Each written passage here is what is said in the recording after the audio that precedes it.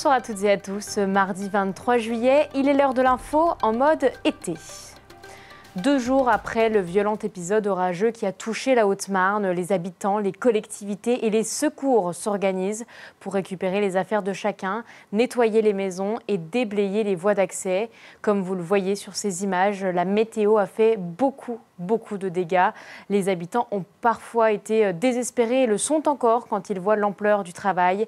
Il faudra parfois plusieurs semaines pour tout remettre en ordre. Nous vous proposons dès demain un reportage complet sur la reconstruction après les orages dans le sud du département haut-marnais. À quelques jours du début des Jeux Olympiques de Paris, l'agglomération de Chaumont a marqué le coup en accueillant l'équipe de handball féminine d'Angola pour une semaine de préparation sportive à la salle Palestra. Pour leur départ, leur ambassadrice était de passage en Haute-Marne et malgré la météo, un show aquatique a clôturé ce week-end olympique. Regardez ce reportage de la rédaction.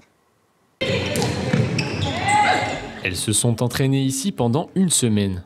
Les Palencas Negras, reines du handball en Afrique, ont investi la salle Palestra pour se mettre en jambes avant les Jeux Olympiques. Ça a été une semaine très intensive avec beaucoup d'entraînement, mais on est vraiment contente d'être là à Chaumont. Les JO, c'est une très grande responsabilité pour nous parce qu'on va représenter le continent africain. C'est pour cela que l'on s'est beaucoup entraîné. Labellisée terre de jeux en 2020, l'agglomération de Chaumont a eu la possibilité de candidater pour devenir centre de préparation aux JO. Palestra est ainsi devenue une base arrière pour des délégations sportives étrangères. Ça représente des grosses valeurs et puis un réel plaisir pour le territoire, pour l'accueil pour la salle. La salle va bénéficier aussi d'une belle renommée. Le public était ravi mercredi soir. Il y a eu un super accueil, une belle ferveur. Donc, et puis j'espère que le public va continuer à suivre leur épopée olympique jusqu'à, pourquoi pas, rencontrer la France à un moment donné. Après une semaine d'entraînement, l'heure est aux au revoir. Pour leur départ, une cérémonie s'est tenue en présence de leur ambassadrice. La fresque de Manon L'Esprit, dévoilée à l'arrivée des Palencas Negras, a reçu une plaque officielle inaugurée avec émotion. Les murs de Palestra sont désormais habités par la présence des joueuses angolaises. Ça nous a beaucoup touché de voir cette fresque. Chaumont a fait appel à un artiste pour nous, pour réaliser cette œuvre magnifique. Ce soir, cette invitation marque le lien entre la France et l'Angola. La soirée devait se clôturer par un show aquatique remis au lendemain à cause de la météo. Ce dimanche, près de 5000 personnes sont au rendez-vous.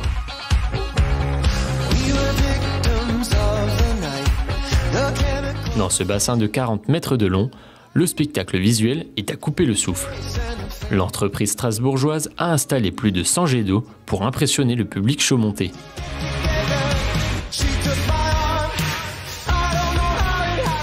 Le week-end s'est terminé avec un feu d'artifice, un rappel à la soirée d'ouverture des JO qui se tiendra le 26 juillet.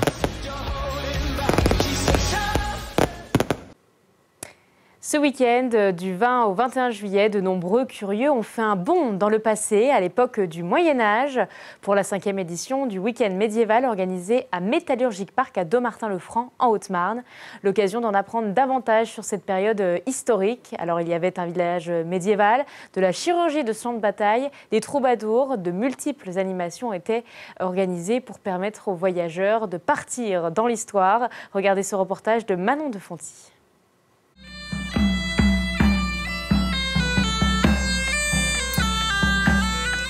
Des troubadours déambulent dans le Métallurgique Park à l'occasion de la 5e édition du week-end médiéval.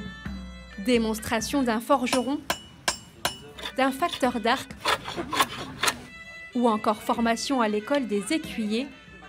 Moi, Thibaut IV, comte de Champagne et seigneur de Chaumont, par Saint-Michel et par Saint-Georges, qui sont nos 2 plus grands chevaliers, je te fais écuyer. De multiples animations ont plongé le temps d'un week-end les visiteurs en plein cœur du temps des chevaliers. Déjà, on n'était jamais venu sur le site du Métallurgique Park et on voulait voir un petit peu la fête médiévale, découvrir les métiers, etc. C'est très sympa pour l'instant. On aime tout ce qui est les coutumes médiévales, leur musique. Là, c'est un bond en arrière, c'est formidable. J'ai appris des tas de choses, la fabrication d'un arc, la fabrication de bijoux, cette technique qu'ils avaient. Nous avons Internet, nous avons des logiciels. Et eux, ils avaient des idées, ils arrivaient à faire leurs outils avec n'importe quoi quasiment. Faire découvrir aux petits comme aux plus grands les différentes facettes du Moyen-Âge, c'est le but de cet événement.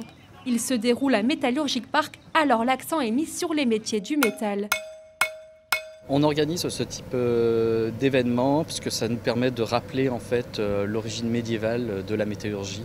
En fait, il faut savoir qu'ici à Dommartin, par exemple, on a les premières forges qui commencent au XIIIe siècle, donc c'est très ancien. Et en fait, évoquer ce thème-là, c'est aussi revenir en fait à l'origine, presque à l'origine, je dirais, de la métallurgie en Haute-Marne. Pour faire revivre cette époque, des passionnés transmettent leur savoir-faire, comme Steve, orfèvre médiéval. J'ai un petit creuset dans ma forge où il y a de l'argent qui est prêt à être fondu pour faire une petite boucle de chaussures.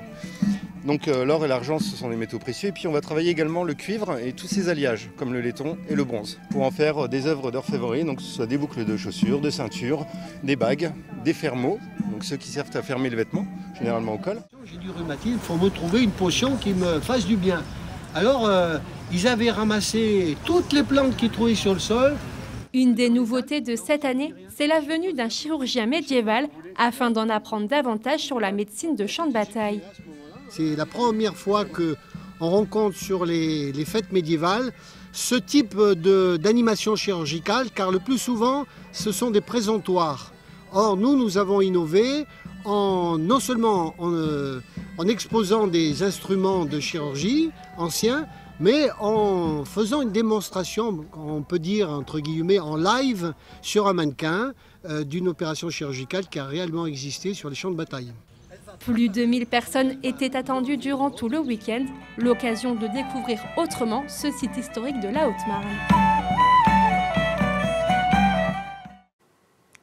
Ce soir, nous vous proposons de redécouvrir l'un de vos reportages préférés. Depuis maintenant plusieurs années, de nombreuses entreprises proposent de changer vos photos en objets, de les transformer.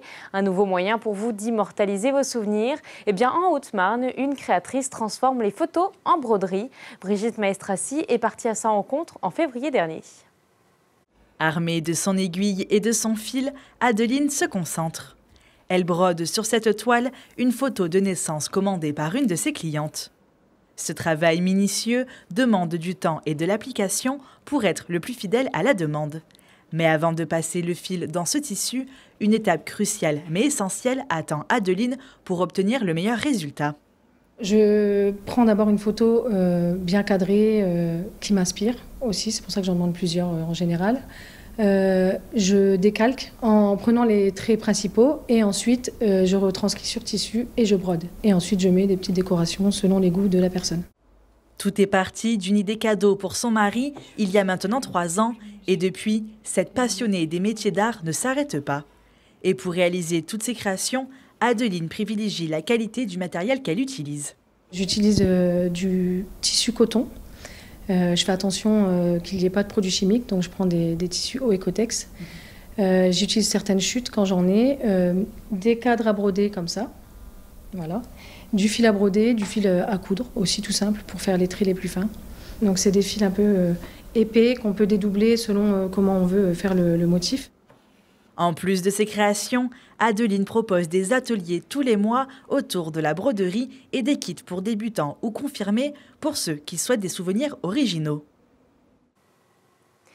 C'est la fin de votre édition. On se quitte sur ces images de l'hippodrome de Montier-en-Der.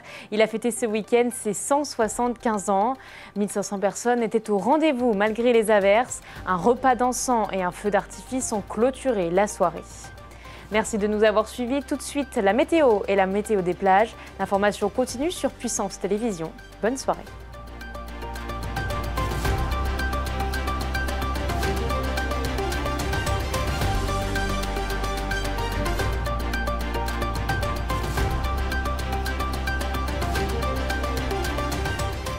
Toute l'actualité en continu à retrouver sur notre site internet et notre application mobile.